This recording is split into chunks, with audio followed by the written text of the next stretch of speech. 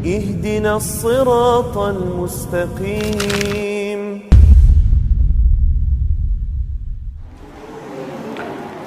Bismillahirrahmanirrahim. Assalamualaikum warahmatullahi wabarakatuh. Innal hamdalillah nahmaduhu wa nasta'inuhu wa nastaghfiruh wa na'udzu billahi min shururi anfusina wa min sayyiati a'malina. May yahdihillahu fala mudhillalah wa may yudhlilhu fala hadiyalah. Asyhadu an la ilaha illallah wahdahu la syarikalah wa asyhadu anna Muhammadan abduhu wa rasuluh. Sallallahu alaihi wa ala alihi wa sahbihi wa man tabi'ahum bi ihsanin ila yaumiddin wa sallama tasliman katsira, amma ba'd. Allahumma la ilma lana illa ma 'allamtana innaka antal alimul hakim. Allahumma 'allimna ma yanfa'una wanfa'na bima 'allamtana wa zidna ilma ya arhamar rahimin.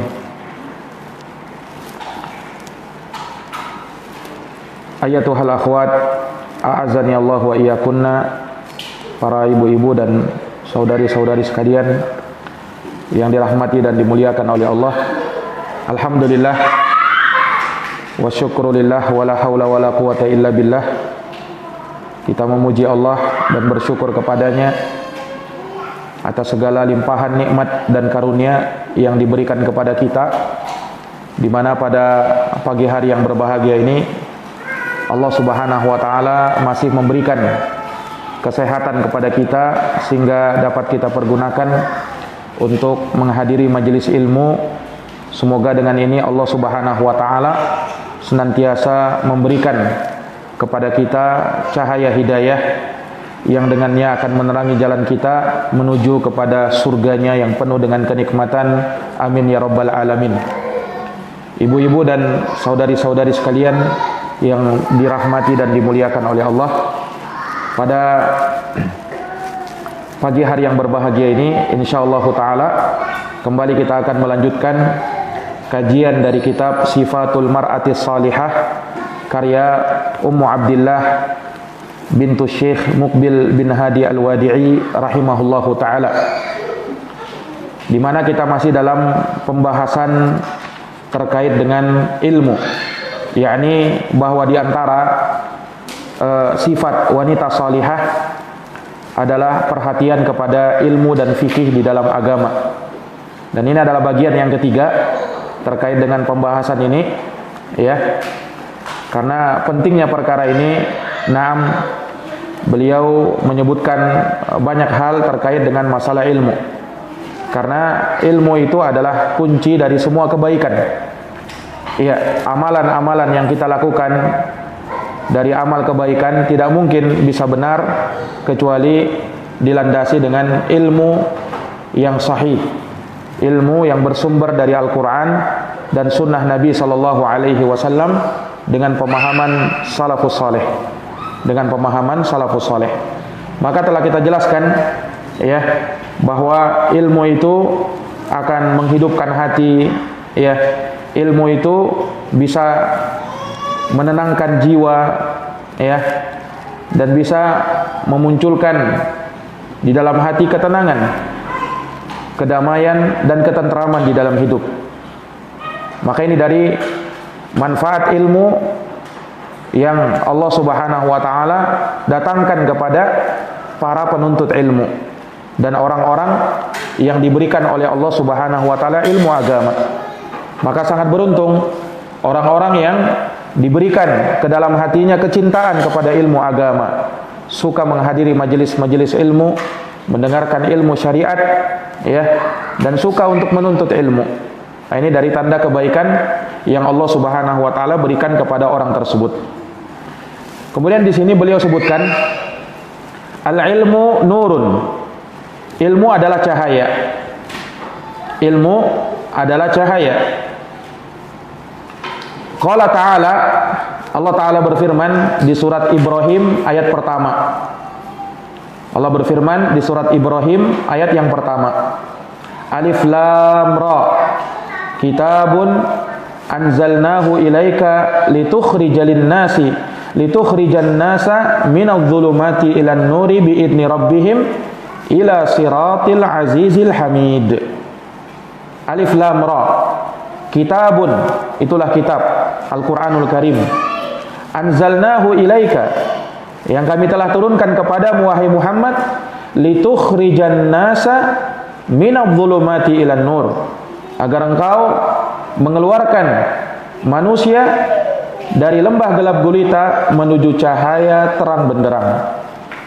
Jadi Al-Quran yang merupakan sumbernya ilmu ini akan mengeluarkan manusia dari kegelapan menuju cahaya. Ini menunjukkan bahwa ilmu itu adalah cahaya, sementara kebodohan lawan dari ilmu adalah kegelapan. Nah, litukhrijan nasa minadh-dhulumati ilan nur bi'idni rabbihim ila siratil azizil hamid. Engkau keluarkan manusia dari kegelapan menuju cahaya dengan izin dari Rabb mereka, ila siratil azizil hamid, menuju kepada jalan Allah Subhanahu wa taala yang maha perkasa lagi maha terpuji. Iya, maka ilmu itu akan membimbing seseorang menuju jalannya Allah. Tanpa ilmu, maka seseorang akan tersesat jalannya dari menuju Allah Subhanahu wa taala Rabbul Alamin.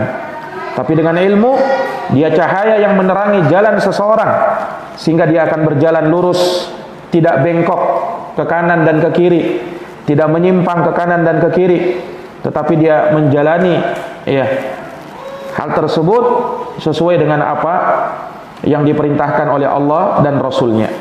Nah, maka ayat ini menerangkan kepada kita bahwa ilmu adalah cahaya. Ilmu adalah cahaya. Nah, kemudian dalil yang kedua beliau sebutkan di sini di dalam surat An-Nisa ayat 174. Surat An-Nisa ayat 174. Wa qala azza wa jalla, Allah azza wa jalla berfirman, ya ayuhan nas, wahai sekalian manusia, qad ja'akum, sungguh telah datang kepada kalian burhanum mir rabbikum, bukti yang nyata, bukti yang jelas dari Tuhan kalian. Wa anzalna ilaikum nuran mubina, dan kami telah turunkan kepada kalian cahaya yang terang benderang. Ya, maksudnya Al-Quran. Jadi sekali lagi Al-Quran disebut cahaya, dan Al-Quran itu adalah sumbernya ilmu. Maka ilmu adalah cahaya, sebab sumbernya ilmu yaitu Al-Quran adalah cahaya. Cahaya yang menerangi seseorang, menerangi jalannya, menerangi batinnya, menerangi jiwanya, menerangi hatinya. Iya, sehingga hati yang terang, hati yang bercahaya selalu menginginkan, merindukan dan mendambakan kebaikan. Berbeda hati yang gelap, iya, hati yang hitam, maka dia tidak akan merindukan kebaikan, merindukan amal soleh. Justru dia akan menjauh dari amal soleh, dari kebaikan. Tapi kalau hati yang bercahaya, hati yang bersinar, hati yang terang, ini akan selalu terbimbing untuk melakukan ketaatan kepada Allah Subhanahu wa taala. Nah, kemudian dalil yang ketiga beliau sebutkan di sini di surat At-Taghabun ayat 8. Yang menunjukkan bahwa ilmu adalah cahaya. Di surat At-Taghabun ayat 8. Allah berfirman, qala azza wa jalla, fa aminu billahi wa rasulih wan nuril ladzi anzalna. Maka berimanlah kepada Allah dan Rasulnya dan cahaya yang telah kami turunkan, yaitu Al-Quran. Lagi-lagi Allah mensifatkan sumbernya ilmu yaitu Al-Quran dengan cahaya. Dengan cahaya, menunjukkan bahwa ilmu adalah cahaya. Ilmu adalah cahaya. Maka kata beliau, fal ilmu diyaun, ilmu itu adalah cahaya. Fasluki hadan nur, maka tempuhlah, kejarlah cahaya ini, hatta takuni ala nurin wa basiratin, sehingga kamu berada di atas cahaya dan keterangan yang jelas, bukti yang jelas, di atas basirah, di atas ilmu, fi dinika, di dalam agamamu, wa mu'taqadi, fi diniki, di dalam agamamu, wa mu'taqadiki, di dalam keyakinanmu, wa fi manhajiki, di dalam manhajmu, wa sulukiki, dan dalam perilakumu, wa fi akhlaqiki, di dalam akhlakmu, wa muamalatiki, dan dalam muamalah-muamalah yang kau jalankan, ya, wa fi aqwaliki wa af'aliki, dan demikian pula dalam ucapan-ucapan dan perbuatan-perbuatanmu. Ini seseorang dengan ilmu itu, ya, seluruh apa yang ada pada dirinya itu akan bercahaya, akan terbimbing, ucapannya terbimbing, amalannya, perbuatannya terbimbing, muamalahnya terbimbing, akhlaknya, perilakunya terbimbing, apalagi akidah dan manhajnya. Ilmu itu akan membimbing seseorang, agama seseorang, ya, berada di atas jalan yang benar, jalan yang lurus, tidak menyimpang, ya, dan tidak larut di atas penyimpangan. Nah, ini dari kemuliaan ilmu agama. Seorang wanita manakala dia menuntut ilmu agama, ya, maka Allah akan berikan cahaya pada dirinya. Nah, Allah akan berikan cahaya, walaupun cahaya tersebut tidak nampak di wajahnya, di badannya, tidak nampak hal tersebut, tetapi cahaya itu nampak dalam perilakunya, dalam akidahnya, dalam keyakinannya, dalam manhajnya, dalam ibadahnya. Itu yang bercahaya.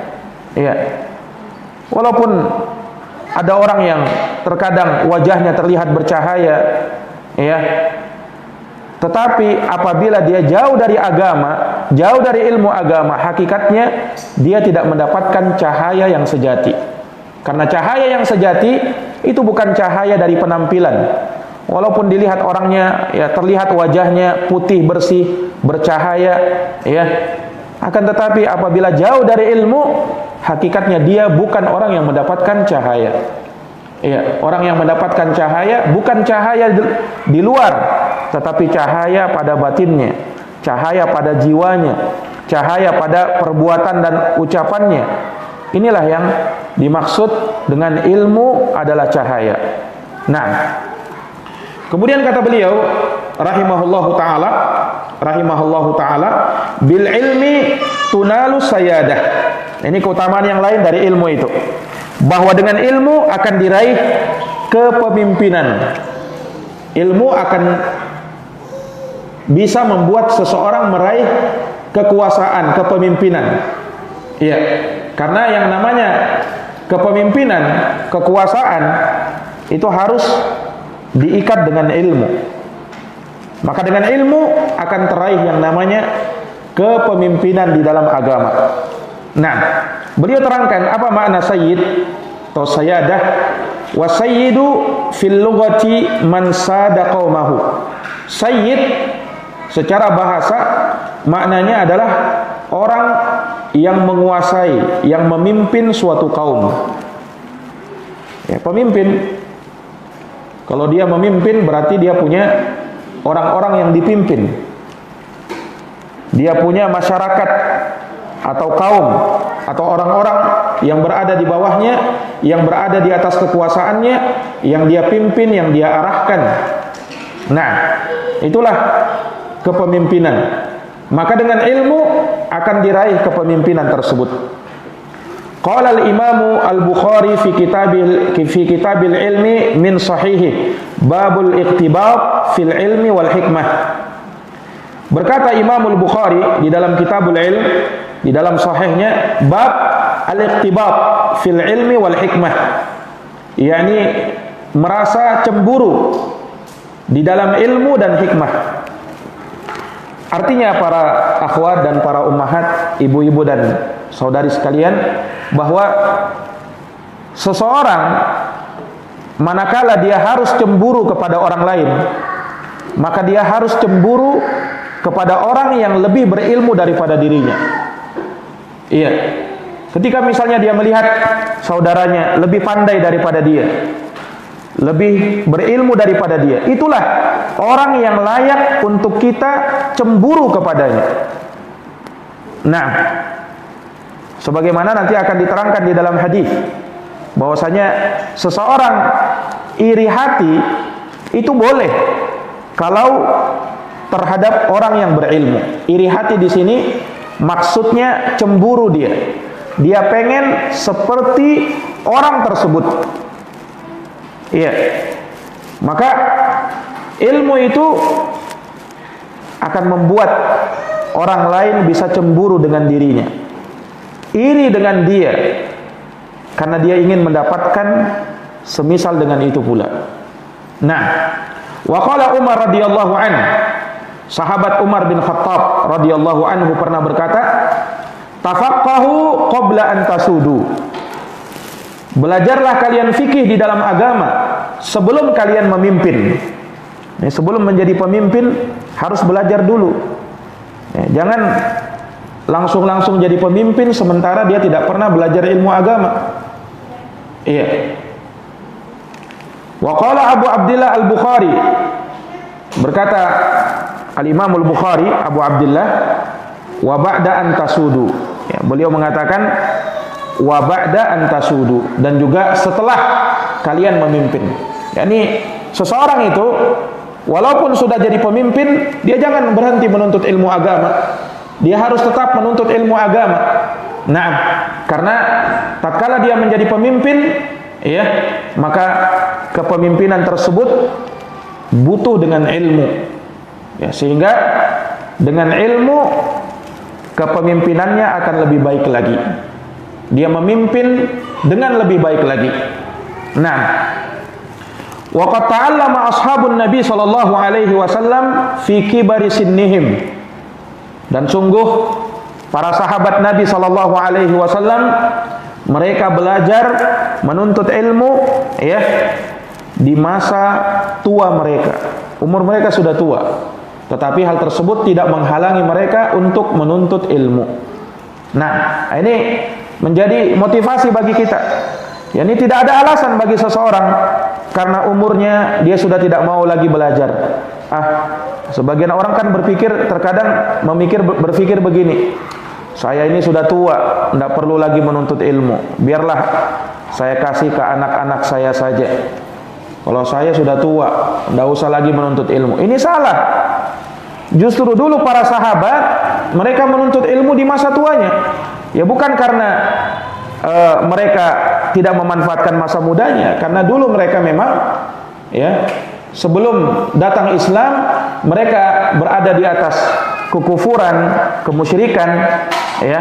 Kemudian mereka baru masuk Islam di masa tuanya. Sehingga, ya, mereka belajar dan baru belajar di masa tua. Dan itu tidak menjadi penghalang bagi seseorang untuk menuntut ilmu. Nah, tidak menjadi penghalang bagi seseorang untuk menuntut ilmu. Iya. Kemudian kata beliau, summa zakara hadis Ibnu Mas'ud radhiyallahu anhu rakam 73, qala an-nabiy sallallahu alaihi wasallam la hasada illa fisnataini. Kemudian setelahnya Imam Al-Bukhari menyebutkan hadis dari sahabat Abdullah bin Mas'ud, semoga Allah meridhoinya, pada nomor hadis 73, beliau berkata, Nabi sallallahu alaihi wasallam bersabda, la hasada illa fisnatain. Tidak ada iri. Ya, hasad, ya, dimaksud di sini bukan iri dengki, ya, tetapi dia iri cemburu, hanya sekedar iri. Ya, dia pengen, ya, mendapatkan semisal apa yang didapatkan oleh orang lain. La hasada illa fisnatain. Tidak ada hasad kecuali dalam dua hal. Artinya dalam dua hal ini boleh untuk hasad. Hasad dalam pengertian dia pengen untuk mendapatkan semisal dengan apa yang didapatkan oleh orang lain. Apa itu dua hal tersebut? Rajulun atahu Allahu malan fasullita ala halakatihi fil haq. Yang pertama adalah seseorang yang diberikan oleh Allah Subhanahu wa taala harta, lalu dia mempergunakannya, ya, dia mempergunakan harta tersebut di jalan yang benar. Yani dia infakkan sebagian hartanya, dia sedekahkan, dia keluarkan zakatnya, dia tunaikan apa yang menjadi haknya, dia belanjakan di jalan Allah Subhanahu wa taala. Ini yang pertama. Yang kedua, wa rajulun atahu Allahul hikmata fahuwa yaqdi biha wa yuallimuha. Yang kedua adalah seseorang yang diberikan oleh Allah hikmah, yang dengan hikmah tersebut dia beramal, dia memutuskan permasalahan perkara dengannya, wa yu'allimuha, dan dia mengajar ya dengan hikmah yang telah diberikan kepada dirinya. Dia mengajar ilmu atau hikmah yang telah diberikan kepada dirinya. Nah, maka ini dua hal yang membuat seseorang itu cemburu. Salah satunya ternyata adalah ilmu. Salah satunya adalah ilmu. Artinya ketika kita melihat saudara kita ya lebih pandai, lebih berilmu daripada kita, maka hendaknya itu menjadi motivasi kita untuk bisa menjadi seperti dia, atau mendekati dia, atau bahkan lebih baik daripada dia. Karena seseorang itu di dalam kebaikan hendaknya berlomba-lomba. Jangan ridho dengan kebodohan yang ada pada dirinya. Jangan ridho dengan ketidaktahuan yang dia miliki. Harusnya dia ya memotivasi dirinya untuk belajar dan terus belajar. Iya. Qala Ibnul Munir rahimahullah fil Mutawari ala abwabil Bukhari. Berkata Ibnul Munir rahimahullah di dalam Al-Mutawari ala abwabil Bukhari, wajhu mutabaqati qauli Umar radhiyallahu anhu litarjamah annahu ja'ala sayyadah min thamaratil ilmi. Kata beliau, sisi keselarasan ucapan Umar radhiyallahu anhu dengan tarjamah judul annahu ja'ala sayyadah min samaratil ilmi, bahwa beliau menjadikan kepemimpinan itu sebagai buahnya ilmu. Ya. Jadi adanya kekuasaan, kepemimpinan itu dari ilmu, dan buah dari ilmu yang dia tuntut. Wa awsa at-taliba bightinami ziyadati qabla bulughi darajati ziyadah. Nah, darajati as-sayyadah.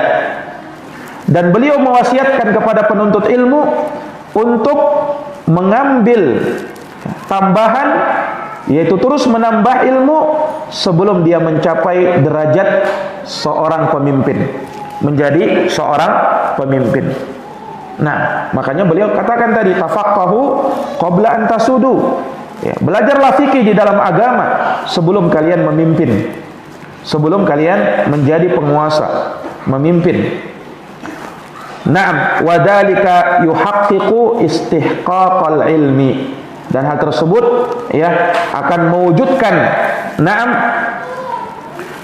kepantasan ya, kelayakan terhadap ilmu, li'annahu yaghtabitu bihi sahibuhu li'annahu sababu sayyadatihi, karena ya pelakunya akan merasa cemburu dengan ilmu yang ada pada dirinya atau pada orang lain, li'annahu sababu sayyadatihi, sebab itu adalah sebab ya, diraihnya kekuasaan atau kepemimpinannya. Nah, wa dzakara al-hafidzu Ibnu Hajar fi Fathil Bari. Kemudian beliau sebutkan ucapannya Al-Hafidz Ibnu Hajar di dalam kitab Fathul Bari. Qaul Ibnul Munir wa hada qaul Ibnul Munir hada wa ta'aqqabahu wa qala. Jadi Al-Hafidz Ibnu Hajar menyebutkan ucapan Ibnul Munir ini, kemudian setelahnya beliau berkata, kata Al-Hafidz Ibnu Hajar, walladzi yadhharu li, yang nampak bagi saya, anna muradal Bukhari, bahwa yang diinginkan dan dimaksud oleh Imamul Bukhari, annar riasah, bahwa yang namanya kepemimpinan, wa in kanat mimma yaghtabitu biha sahibuha, walaupun dia termasuk dari perkara yang membuat cemburu ya seseorang, fil adah, menurut adat kebiasaan, lakinnal haditha, akan tetapi hadits ini dalla, menunjukkan ala annal ghibtah, bahwasanya iri ya, seseorang cemburu, yakni keinginan agar dirinya bisa seperti kawannya, la takunu illa bi ahadi amrain, itu tidak terjadi kecuali dari salah satu dari dua perkara. Apa itu? Al ilmu awil jud, ilmu dan kedermawanan, ilmu dan kedermawanan. Wala yakunul jud mahmudan illa idza kana bil ilmi. Dan yang namanya kedermawanan itu tidak akan terpuji kecuali apabila dibangun di atas ilmu, apabila didasari dengan ilmu.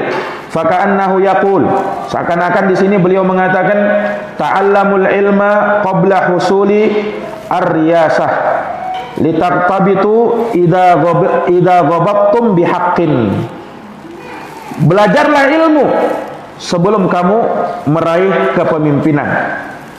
Nah, agar hal tersebut bisa membuat kamu bahagia, membuat kamu gembira apabila engkau merasa cemburu dengan kebenaran.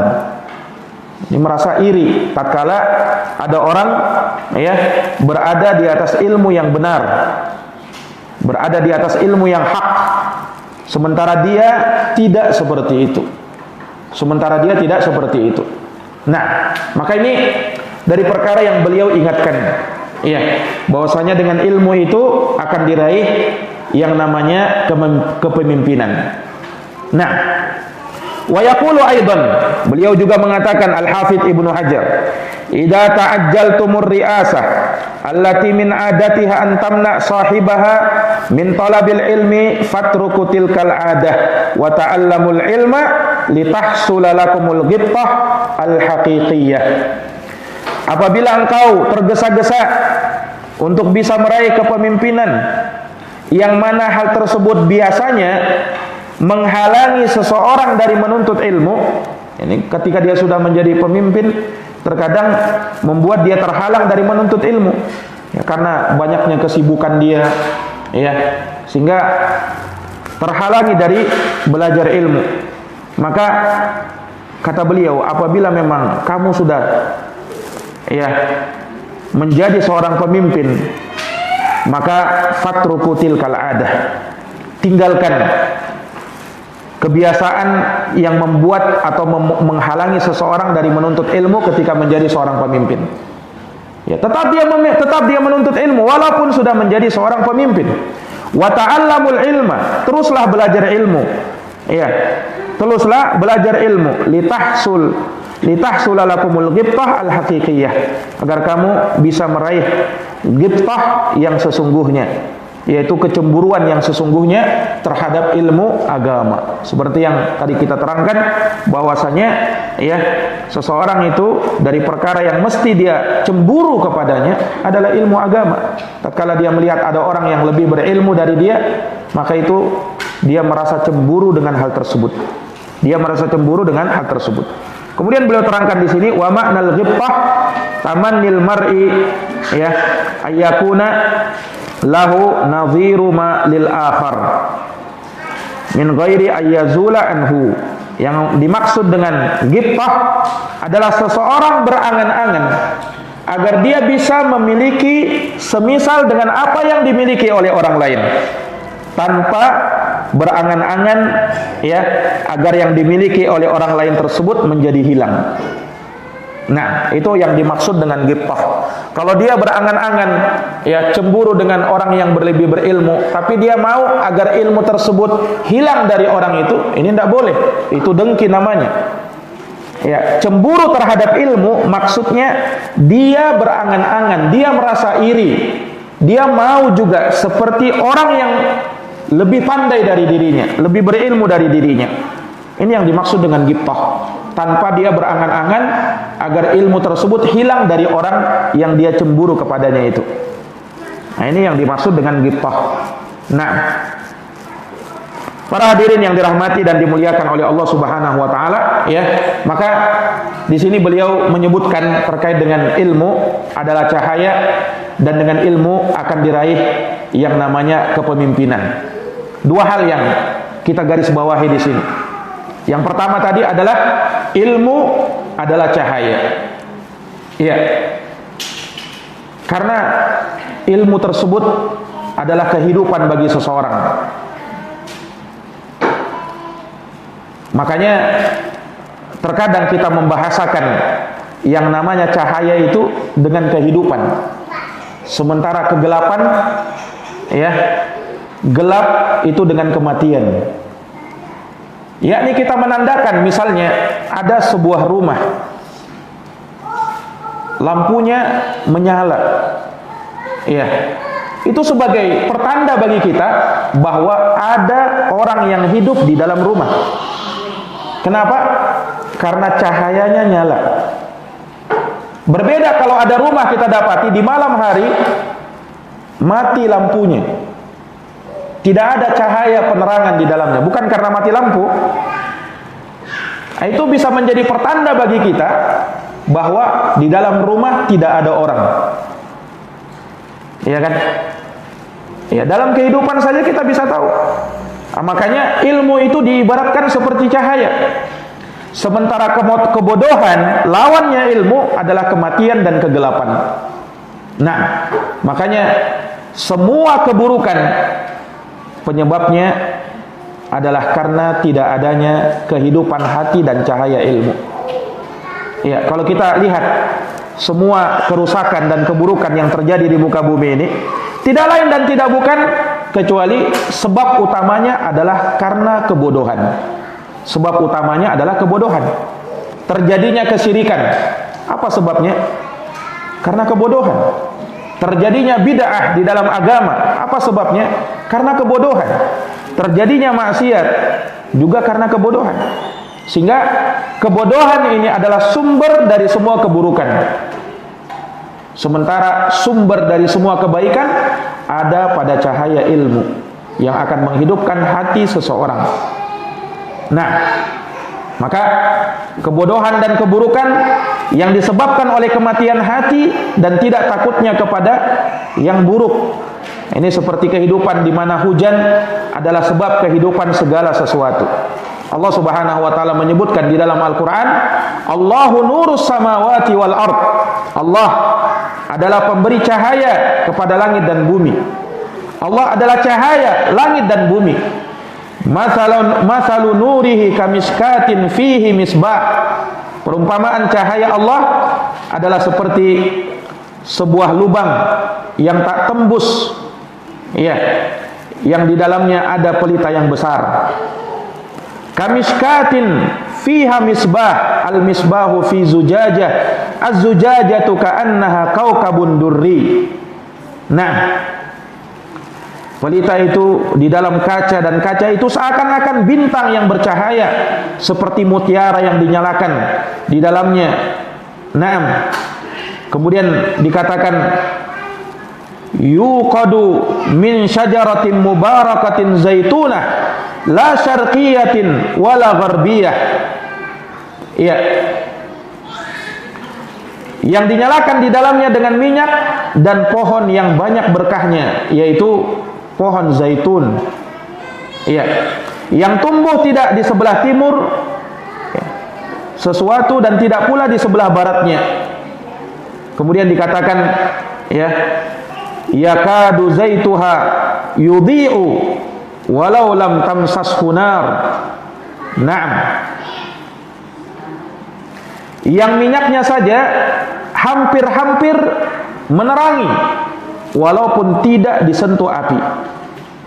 Kemudian Allah katakan nurun ala nur, cahaya di atas cahaya, yaitu cahaya yang berlapis.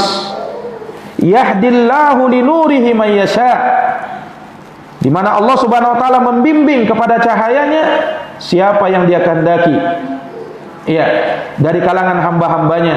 Wa yadribullahu al-amthala lin-nasi, dan Allah membuat permisalan bagi manusia. Wallahu bikulli syai'in alim, dan Allah Subhanahu wa taala Maha mengetahui segala sesuatu. Iya. Maka buah dari ilmu adalah cahaya, yang dengan cahaya itu Allah menerangi kita kepada jalannya yang lurus, jalan yang akan menuntun kita kepada kebahagiaan iman dan Islam. Nah, makanya hadis yang sering kita dengarkan bahwa, ya, Rasulullah SAW bersabda, man salaka tariqan yaltamisu fihi ilman sahalallahu lahu bihi tariqan ilal jannah. Barang siapa yang menempuh perjalanan dalam rangka untuk meraih ilmu, maka Allah akan mudahkan baginya jalan untuk menuju surga. Nah, maka daripada itu, ya, Semoga Allah Subhanahu wa taala merahmati kita semuanya dimanapun kita berada untuk mengejar cahaya ilmu. Iya. Dan memenuhi majelis-majelis ilmu yang banyak disebutkan di dalamnya nama Allah dan Rasulullah sallallahu alaihi wasallam, sehingga dengan hal tersebut Allah akan menebarkan cahayanya kepada kita. Allah akan memberikan cahayanya kepada kita. Iya, disebutkan dari Al-Imam Asy-Syafi'i rahimahullahu taala, beliau juga menyebutkan di dalam bait syairnya, tatkala Al-Imam Syafi'i rahimahullah berdiskusi dengan gurunya Al-Imam Waqi' Ibnul Jarrah, sebagaimana disebutkan dalam kitab I'anatul Talibin, Imam Syafi'i mengatakan, syaqautu ila Waqi'in su'a hifzi. Aku pernah mengadukan kepada guruku Waqi' Ibnul Jarrah akan jeleknya hafalanku. Fa arsyadani ila tarkil ma'asi. Maka dia pun membimbing aku untuk meninggalkan perbuatan-perbuatan maksiat. Wa akhbarani, dan beliau mengabarkan kepadaku bi annal ilma nurun, bahwa ilmu itu adalah cahaya. Wa nurullahi la yuhda li asi. Sementara cahaya Allah tidak akan diberikan kecuali kepada orang-orang yang tidak bermaksiat. Cahaya Allah tidak diberikan kepada mereka yang bermaksiat kepada Allah Subhanahu wa taala. Perhatikan, Imam Syafi'i disebutkan ya, mengadukan hal ini kepada gurunya karena disebutkan bahwa Imam Syafi'i pernah ya tanpa sengaja melihat sesuatu yang diharamkan. Ini ketika beliau berjalan, kemudian melihat ada seorang wanita ya menaiki kendaraan, kemudian tersingkap mata kakinya. Tersingkap mata kakinya. Itu pun karena tidak sengaja. Lalu setelahnya beliau palingkan wajahnya. Setelahnya beliau palingkan wajahnya. Tetapi lihat dampaknya bagi Imam Syafi'i. Ya, seseorang kalau semakin bertakwa kepada Allah, maksiat itu semakin berdampak buruk pada dirinya. Berbeda dengan orang yang kurang ketakwaannya. Mungkin dengan dia melakukan maksiat seakan-akan biasa saja. Seakan-akan biasa saja. Lihat Imam Syafi'i rahimahullahu taala, hanya karena melihat betis wanita, itu pun tidak sengaja, dan setelahnya beliau palingkan, menyebabkan beberapa dari hafalan beliau hilang. Kenapa seperti itu? Karena tidak mungkin bisa berkumpul antara cahaya ilmu dengan gelapnya kemaksiatan. Tidak mungkin bisa berkumpul cahaya ilmu dengan gelapnya kemaksiatan. Ilmu itu didapatkan manakala seorang bertakwa kepada Allah. Makanya di dalam Quran dikatakan, wattaqullaha wa yu'allimukumullah. Bertakwalah kalian kepada Allah, niscaya Allah akan ajarkan ilmu kepada kalian. Makanya orang yang mau belajar ilmu, orang yang mau menuntut ilmu, dia harus membersihkan hatinya dari perkara-perkara maksiat. Jangan ada di dalam hatinya kemaksiatan kepada Allah, karena kemaksiatan itu akan menghalangi dia dari menuntut ilmu. Kemaksiatan itu akan membuat dia malas menuntut ilmu. Ya, makanya terkadang ada sebagian orang mengeluh, mengapa dia malas menuntut ilmu? Ya, kita katakan barangkali masih banyak perbuatan maksiat. Yang maksiat itulah yang menghalangi seseorang dari menuntut ilmu, malas untuk menuntut ilmu. Nah, maka dia harus menghiasi amalannya dengan ketakwaan, ketaatan kepada Allah.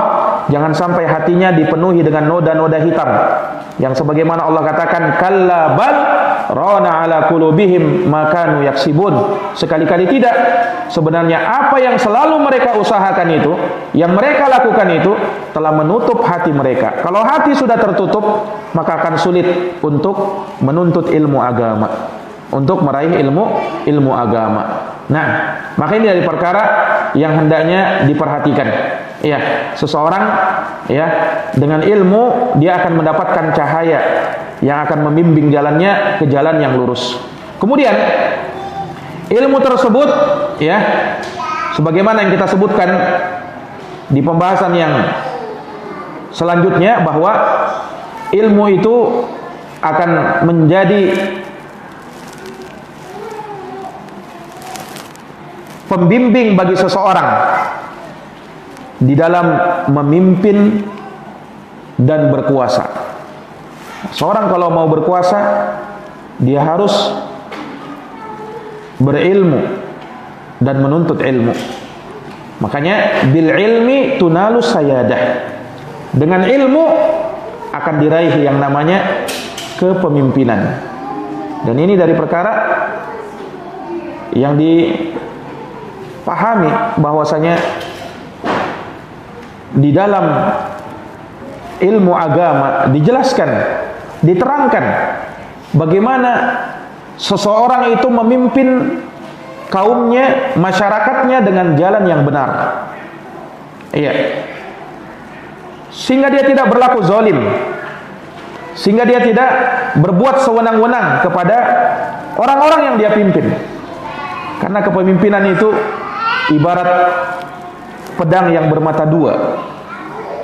Dia bisa membuat celaka seseorang, tapi di satu sisi dia bisa membuat seseorang itu mendapatkan kebahagiaan.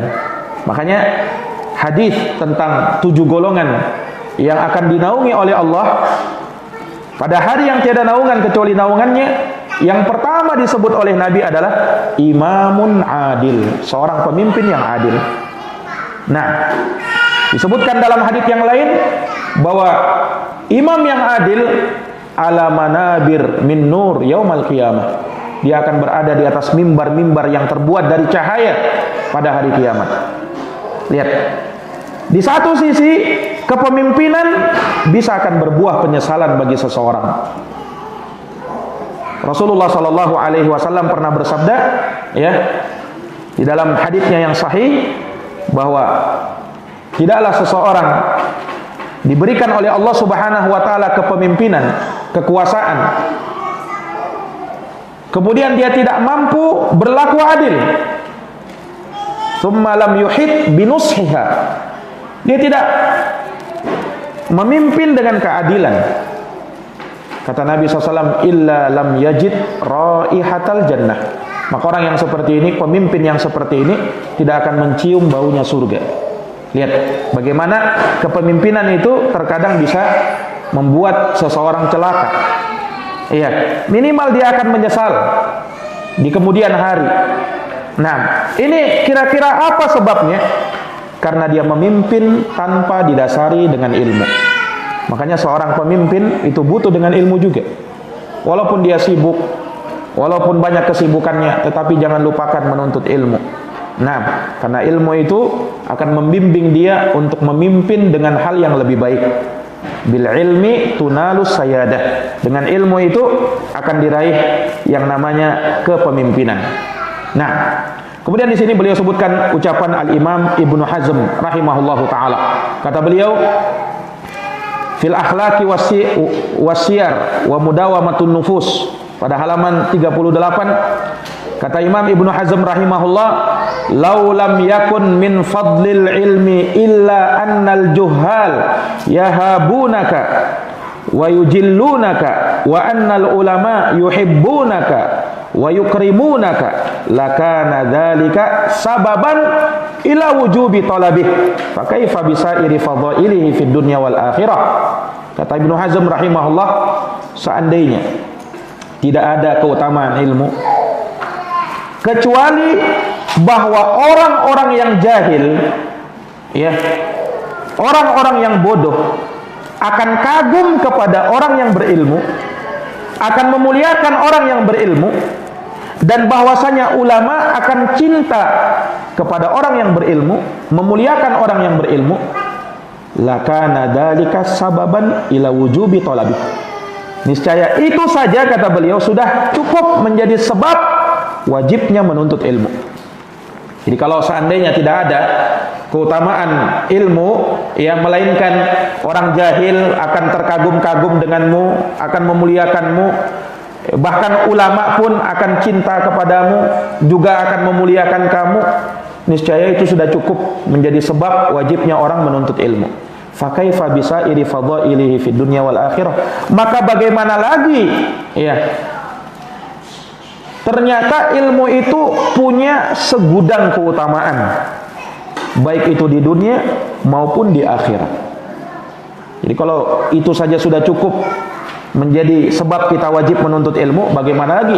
Ternyata ilmu itu punya segudang keutamaan, sangat banyak keutamaannya. Nah, maka ini dari perkara, ya, yang hendaknya kita renungkan, ya. Dan seseorang, naam, baik dia laki-laki maupun perempuan, ya, maka dia adalah orang-orang yang terkena hadis Nabi sallallahu alaihi wasallam, talabul ilmi faridatun ala kulli muslim.